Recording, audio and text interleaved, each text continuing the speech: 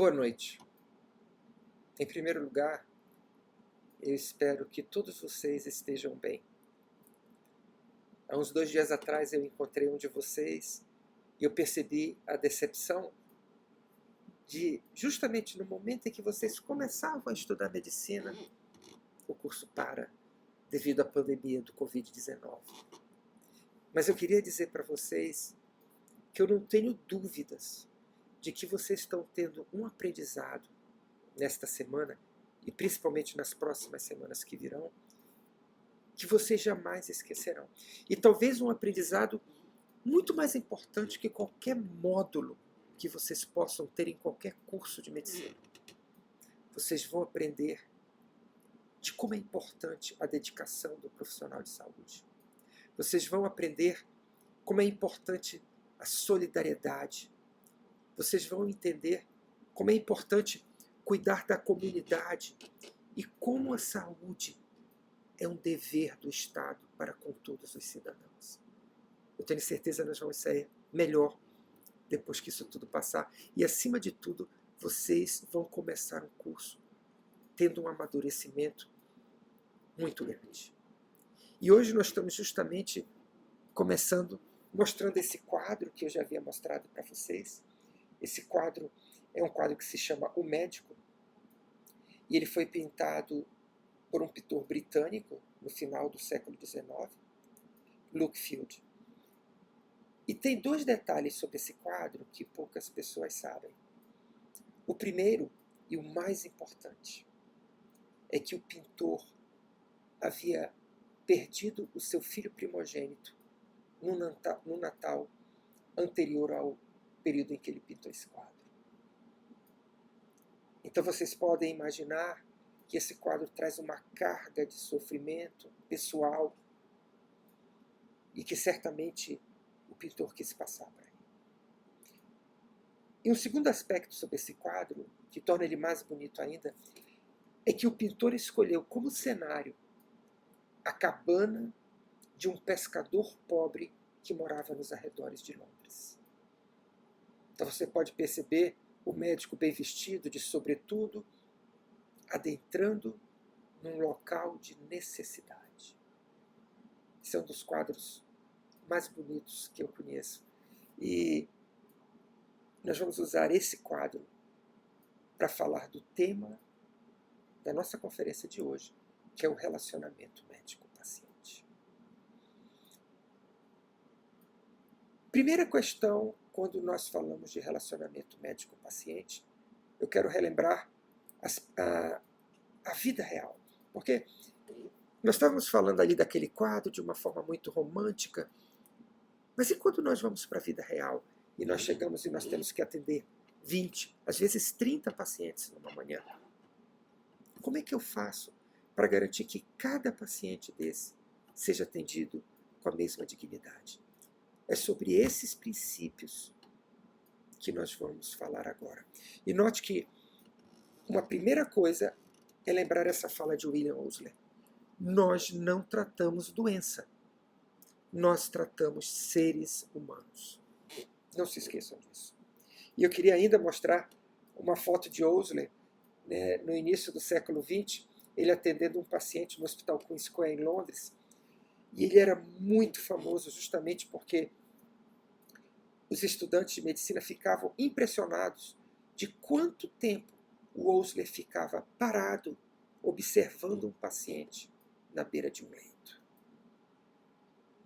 E uma das queixas que se faz muito dos médicos, uma das críticas que se faz à formação do médico, é que o médico se torna um profissional muito técnico. E o Osler já também nos acusava disso. E ele dizia o seguinte: nós nos tornamos muito técnicos porque nós valorizamos demais os livros. Sem dúvida nenhuma, livro é muito importante. Mas Osler nos dizia, realmente, se você estudar medicina sem livro, é como navegar no mar às cegas. Mas quando você, mesmo com livros, tenta aprender medicina sem paciente, é como nem mesmo ir ao mar. Então fica aqui a nossa primeira mensagem, que é a mensagem de colocar esse paciente em primeiro lugar. O que, aliás, é uma coisa que está prevista no nosso Código de Ética Médica. Os dois primeiros princípios fundamentais que regem a ação do médico é que, primeiro, ele tem que lembrar que a medicina é uma ciência a serviço da saúde do ser humano. E a segunda é que o alvo de toda a nossa atenção é o paciente, é o ser humano. E eu queria lembrar vocês que o coletivo de ser humano chama-se comunidade. Assim como a gente tem um código de ética médica, nós temos código de ética voltado para o estudante de medicina. E eu queria lembrar que esse código de ética, que tem que orientar o estudante de medicina, ele é baseado basicamente nos direitos que o paciente tem quando ele é atendido por um estudante de medicina. E o primeiro direito é esse. O paciente tem o direito de saber da condição de estudante de vocês. Todas as vezes que vocês, como estudantes, atenderem alguém, vocês têm que, antes de mais nada, após se apresentarem, após falarem o nome, dizer que vocês são estudantes de medicina. Porque o segundo direito do paciente, quando está sendo atendido por um estudante, é ter o direito de se recusar a ser consultado por um estudante de medicina. Não se preocupem com isso, viu? Porque eu tenho a mais absoluta certeza que se vocês atenderem com cortesia, com educação e, acima de tudo, com humanidade, um paciente, ele vai ficar muito feliz de ser atendido por vocês. E, finalmente, o paciente tem direito a sigilo. E eu queria falar e dar uma mensagem para vocês fundamental agora, tá certo? Não se posta nada, absolutamente nada, nem um único milímetro de pele de paciente em rede social. Então, por favor, lembrem disso, porque isso é algo imperdoável. Todo doente tem direito ao sigilo. Isso a gente não pode mudar nunca. Bom, então vocês já estão percebendo que na relação médico-paciente, o alvo de toda atenção é o ser humano que o médico atende. Eu digo isso porque às vezes parece que é até o inverso, né?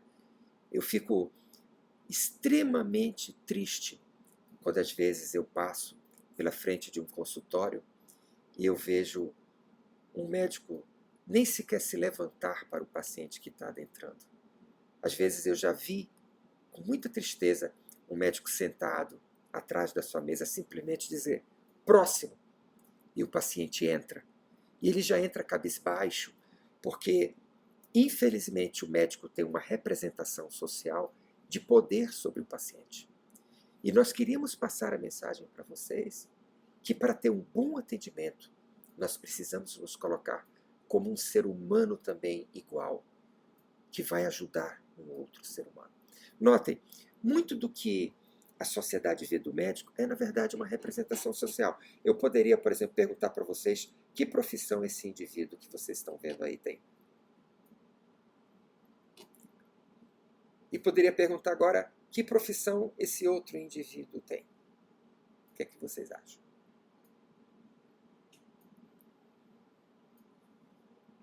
No entanto, não tenham dúvidas.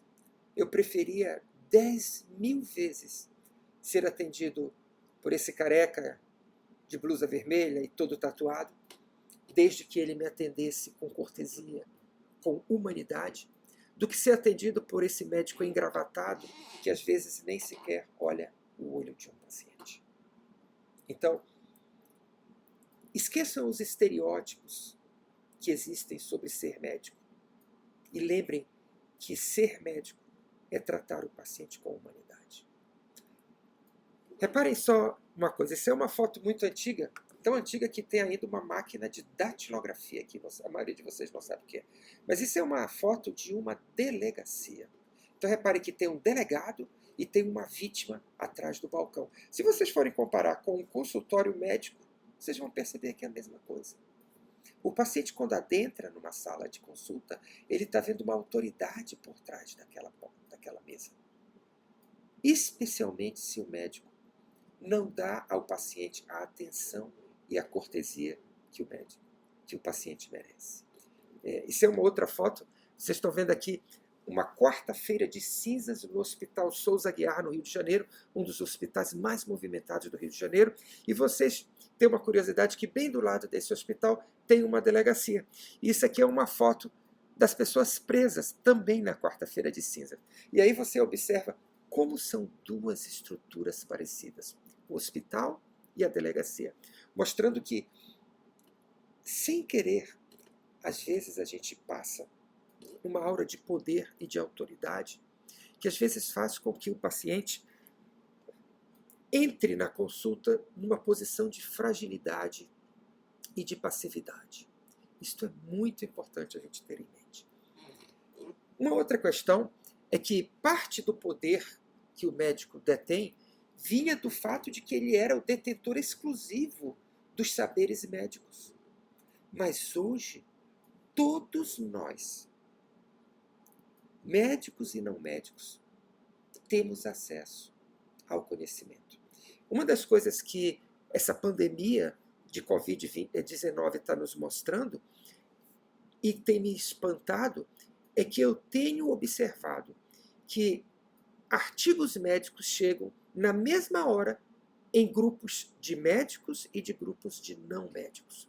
Então, cada vez mais, o paciente de vocês já vai chegar na consulta sabendo um pouco da doença que ele tem. E nós também temos que valorizar esse aspecto do paciente. Ora, quando nós abordamos um paciente, nós temos uma técnica que se chama anamnese.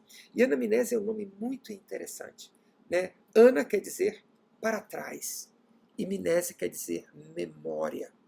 Então, quando o médico faz uma anamnese, o médico vai puxar pela memória que o paciente tem dos fatos que aconteceram antes daquele momento em que ele encontra o paciente.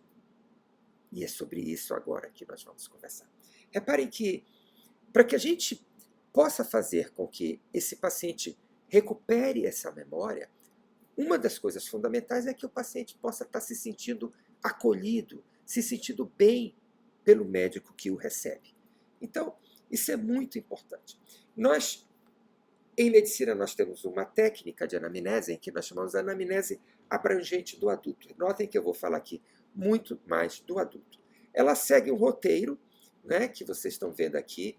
Em geral, quando a gente atende um paciente pela primeira vez, a gente bota esses dados, a data, o horário, os dados de identificação do paciente, né? Qual é o nome do paciente, qual é a idade que ele tem, qual é a profissão, porque isso é importante, porque às vezes a profissão pode trazer pistas para a doença que o paciente apresenta. Você vai dizer a fonte da anamnese, qual é a confiabilidade, ou seja, se você às vezes acha que aquela fonte não é muito bem confiável, você pode colocar lá. E aí você vai escrever uma coisa fundamental que eu quero lembrar bem aqui. Você vai identificar a queixa principal do seu paciente. Antes dele começar a coletar, antes dele começar a falar a história dele, você garanta que o paciente vá dizer para você qual é a queixa principal que ele tem. Depois nós vamos coletar a história da doença atual e ver as medicações que ele usa. Isso é um introdutório. Daqui a 2 anos vocês vão ter um ano inteiro estudando semiologia. Mas nós gostaríamos de dar essa introdução porque em breve vocês já vão contactar pacientes. Então vejam só, como é que a gente vai fazer essa anamnese? Essa anamnese é feita através de uma entrevista. Ou seja, toda vez que o médico entra em contato com o paciente, ele, na verdade, está fazendo uma entrevista. E essa entrevista precisa de uma técnica, tá certo? E uma coisa fundamental dessa técnica é esta palavrinha francesa que nós chamamos de rapport. E o que é rapport? Olha só, vejam esta cena aqui.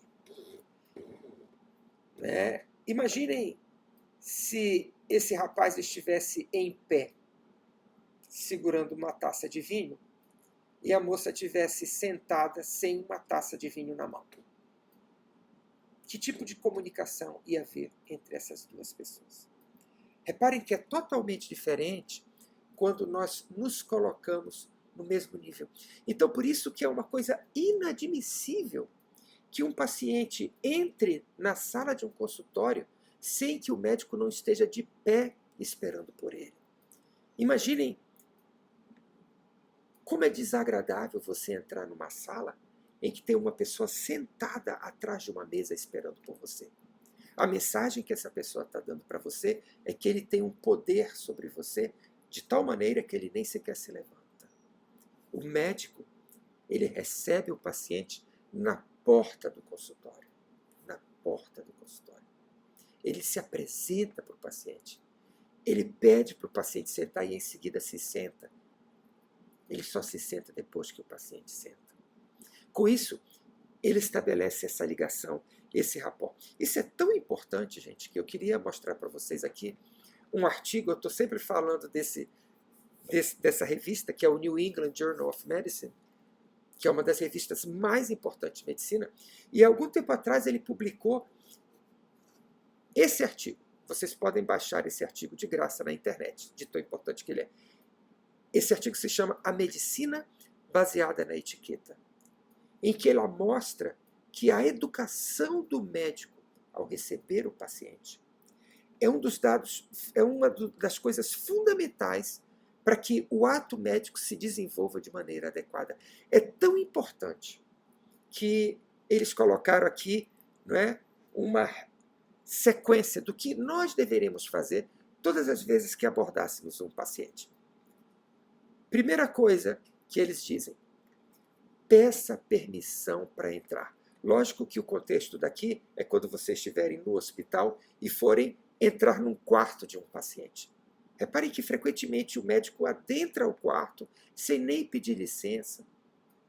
Mas eles lembram: peça permissão para entrar e espere por uma resposta.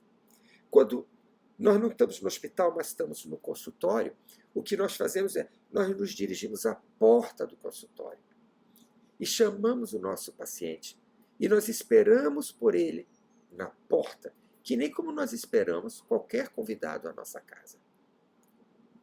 A segunda coisa que eles recomendam: apresente-se, diga o seu nome, mostrando o seu crachá. Aliás, o aluno de medicina só anda no ambiente de trabalho de crachá. E esse crachá já remete àquela regrinha fundamental em que o paciente tem o direito de saber que ele está sendo atendido por um estudante. Quando apropriado, aperte a mão. Apertar a mão é uma coisa muito importante na nossa cultura, é importante também na cultura americana, tanto que o artigo fala, mas só quando for apropriado. Eu queria lembrar que atualmente, no meio da pandemia do coronavírus, nós temos que, na verdade, evitar, não é, apertar a mão. O que eu estou fazendo agora, quando eu estou atendendo o paciente, eu estou substituindo o aperto de mão pela doação de 2 gotinhas de álcool gel na palma do paciente. Eu estou dizendo para ele: sinta-se cumprimentado, esse é o nosso aperto de mão no momento. Em breve eu espero poder voltar a apertar sua mão, como a gente sempre apertou. Sente-se, ou seja, fique no mesmo nível do paciente. Se for apropriado, sorria. Não sorriso para dizer que você está feliz, que ninguém está feliz por estar no hospital, mas um sorriso de boas-vindas, um sorriso de acolhimento. Explique brevemente o seu papel na equipe. No caso de vocês, sempre, depois que vocês se apresentarem, vocês dizem: olha, eu sou estudante fulano de tal, eu faço parte dessa equipe, o meu chefe é o professor doutor fulano de tal, e eu estou aqui para atender você. E uma coisa muito importante: a gente deve sempre perguntar como é que o paciente está se sentindo por estar se consultando, por estar internado. Porque isso vai dar uma preliminar, isso vai estabelecer o rapport. Então, como eu disse para vocês, depois de ter esse rapport, a gente vai fazer a identificação do nosso paciente, não é? Pegar esses dados que nós estamos colocando aí, o nome, a idade, local de nascimento. Reparem como todas essas questões têm significados muito importantes quando nós estamos raciocinando uma doença do paciente, a ocupação que ele tem. Depois que a gente identifica o paciente, gente, a gente vai para essa questão que é fundamental, que é a queixa principal. Olha só, se há um conselho que eu dou para o médico jovem, é o seguinte: nunca comece a coletar a história de um paciente sem antes ter isolado a queixa principal. Deixa eu contar uma história para vocês. Algum tempo atrás, eu atendi uma senhora de 70 anos e ela já entrou contando a história dela. Ela disse assim, doutor, eu estou com uma dor muito grande que está vindo da minha região lombar e está indo para a minha perna. E ela começou a falar a história, até que num determinado momento eu falei assim, olha, daqui a pouco a senhora vai ter todo o tempo do mundo para contar a sua história. Mas antes, eu queria que a senhora me resumisse em 2 ou 3 palavrinhas qual é a queixa principal, qual é o motivo principal que lhe trouxe nessa consulta. E aí ela virou para mim e disse assim, doutor, eu marquei essa consulta porque eu estou com dor de cabeça. E aí eu perguntei assim, mas e aquela dor lombar? Ela disse assim, não, é que quando eu estava sentada esperando pelo senhor, eu comecei a ter aquela dor. E olhem só a armadilha que isso nos leva, né? Se eu não tivesse isolado aquela queixa principal, ela ia começar a falar de uma dor lombar e talvez, quem sabe, eu tivesse adentrado por aquela questão, quando, na verdade, aquela minha paciente havia me procurado porque ela estava com dor de cabeça e ela tinha um tumor cerebral. Então, vejam como a queixa principal é importante. Então, a técnica que eu faço é sempre assim. Depois que eu colho a identificação do paciente, eu chego com o paciente e digo assim, qual é o motivo principal, qual é a queixa principal que está trazendo o senhor aqui? Se eu noto que o paciente já começa a contar a história dele, eu falo assim, calma, você vai ter todo o tempo do mundo para contar a sua história, mas agora eu queria que em 2 ou 3 palavras você resumisse o principal motivo que fez com que você viesse aqui comigo. E aí, em geral, ele vai dizer uma queixa. E essa queixa, gente, vai ser o farol que vai nos guiar. E aí, a primeira questão que eu quero colocar para vocês é o seguinte, não vamos interpretar a fala do paciente. Na queixa principal, a gente escreve exatamente como o doente fala. Suponha que o doente diga assim, doutor, eu estou com dor de cabeça. Então eu escrevo dor de cabeça.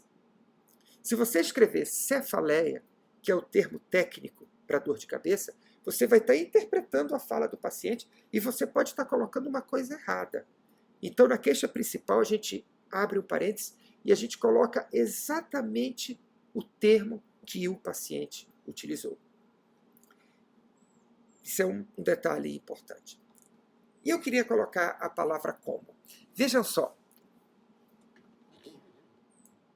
Frequentemente, o paciente vai usar termos que não significa a mesma coisa para você. Eu vou lhe dar um exemplo que nós temos muito na minha área, eu que sou neurologista, é a palavra dormente. Quando um paciente fala dormente, ele pode estar querendo dizer que ele perdeu a força, ou ele pode estar querendo dizer que ele está com uma parte do corpo e que ele está sentindo menos. Ora, se ele fala assim para mim, doutor, eu estou com o meu braço dormente, e eu escrevo, o paciente está com o braço anestesiado ou está com o braço sem sentir, eu estou interpretando. Então, toda vez que o meu paciente fala assim, doutor, eu estou com o braço dormente, antes de eu interpretar, eu digo assim, dormente como? Como o seu braço está dormente? Aí ele vai dizer, não, doutor, esse braço está sem força. Aí eu escrevo assim, queixa principal, braço dormente, abro parênteses e escrevo sem força. Então notem que é muito importante esse detalhe. Depois que você isola a queixa principal, aí olha só, o desenrolar da história vai se dar a partir desta queixa principal. Por isso que nós falamos que a queixa principal é o farol que guia a história do médico. E aí nós vamos para a história da doença atual, que vocês vão aprender isso e vão praticar bastante lá na semiologia. O nosso objetivo hoje era, acima de tudo, trazer a mensagem de como se relacionar com o paciente, como iniciar a abordagem do paciente e isolar essa queixa principal para que vocês desenvolvam depois a história da doença atual, onde a cronologia é fundamental. Né? O paciente vai dizer quando foi que começou a sentir aquela queixa principal pela primeira vez. Então a gente volta lá para o início da doença. Quando foi a primeira vez que você sentiu isso? E a gente vai trabalhar a cronologia até chegar no momento atual. A história da doença atual, ele vai descrever os sintomas, a qualidade, a intensidade, o que faz com que aquele sintoma piore ou melhore, o que é que alivia, até que chega no momento que aquele sintoma está associado com outras queixas. Vou dar um exemplo aqui do caso semanal do New England. Então, por exemplo, normalmente eles começam um quadro assim, olha só. Um homem de 54 anos foi admitido no hospital por conta de diarreia, vômito e perda de peso. Reparem que a primeira coisa que na descrição desse quadro clínico fez foi isolar para nós a queixa principal, a diarreia, o vômito, a perda de peso. Em seguida, ele vai para a história. E aí ele diz assim, o paciente estava bem até há 2 anos e meio atrás, antes da admissão. Então, reparem que eles isolam a queixa principal e aí eles voltam no tempo para quando o sintoma iniciou. Então, essa é basicamente a mensagem que a gente queria trazer para vocês. E trazer uma mensagem agora para vocês. Há poucos meses atrás, as autoridades desse país estavam falando em privatizar a saúde. Há poucos meses atrás, os economistas que estão mandando nesse país estavam com a lei de que cada um deve ser por si. E está vindo um vírus para mostrar para o povo brasileiro o quanto o SUS é importante. Do quanto não adianta o rico ter o melhor plano de saúde se a pessoa que mora na esquina da casa dele não tem. Porque o atendimento à saúde tem que ser um atendimento integral e universal. E vai ser graças ao SUS que o Brasil vai sair dessa crise. Viva o SUS e viva o povo brasileiro. Boa noite para vocês.